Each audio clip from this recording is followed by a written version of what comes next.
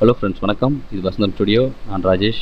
நாம் இப்போ பார்க்க போகிறது ஃபோட்டோஷாப் எஃபெக்டில் ஒரு நார்மல் இமேஜை எப்படி ஒரு பெயிண்டிங் எஃபெக்ட் இமேஜாக கன்வெர்ட் பண்ணுறதுங்கிறத பற்றி தான். ஓகே, நான் யூஸ் பண்ணுற ஃபோட்டோஷாப் வெர்ஷன் பார்த்தீங்கன்னா CS6. ஓகேங்களா, ஓப்பன் பண்ணிவிட்டு ஃபைல் போய்ட்டு ஓப்பன். இந்த இமேஜை தான் நம்ம வந்து கலர்ஃபுல் பெயிண்டிங் எஃபெக்டாக கன்வெர்ட் பண்ண போகிறோம். எப்படிங்கிறது பாருங்கள். இது ஒரிஜினல் லேயர். ஸோ இதை நான் டெலீட் பண்ணணும். ஒரு காப்பி எடுத்துகிட்டு நான் டெலீட் பண்ணலாம். Ctrl+J டூப்ளிகேட் எடுத்தாச்சு. ஒரிஜினல் லேயரை டெலீட் பண்ணிங்க. ஒன் மோர் காப்பி எடுங்க. Ctrl+J ஆயிடுச்சு. ஸோ மேலே இருக்கிற லேயர் கிளிக் பண்ணிவிட்டு ஃபஸ்ட்டு ஸ்டெப் பார்த்தீங்கன்னா ஃபில்டர் போயிட்டு பிளரில் காசியம் பிளரில் கிளிக் பண்ணிவிட்டு இந்த டைலாக் பாக்ஸ் ஓப்பன் ஆகும். இதில் பார்த்தீங்கன்னா ரேடியஸ், ஒவ்வொரு பிக்சருக்கும் ரேடியஸ் வந்து டிஃபர் ஆகும்.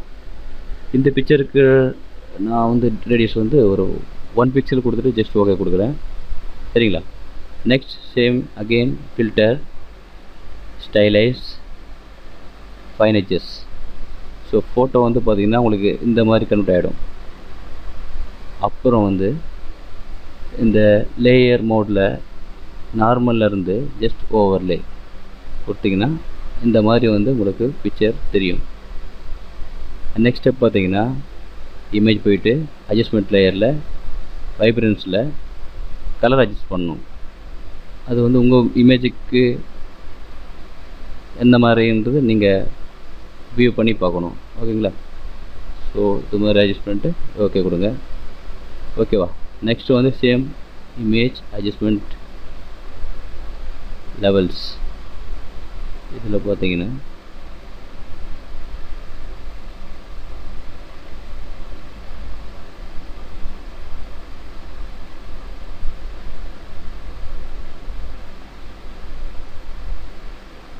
நம்ம செய்கிற ஒவ்வொரு மூமெண்ட்டும் வந்து மைன்யூட்டாக இருக்கணும். ரொம்ப ஓவராகவும் போயிடக்கூடாது. சரிங்களா. Just okay. பார்த்தீங்கன்னா இது ஒரிஜினல் இமேஜ், நம்ம எஃபெக்ட் கொடுக்காத இமேஜ், ஒரிஜினல் இமேஜ். ஸோ இப்போ பார்த்தீங்கன்னா எவ்வளோ டிஃப்ரெண்ட் இருக்குது பார்த்தீங்களா. எவ்வளோ நீங்கள் க்ளோஸாக பார்த்தா கூட இந்த பெயிண்டிங் எஃபெக்ட் உங்களுக்கு தெரியும். ஓகே,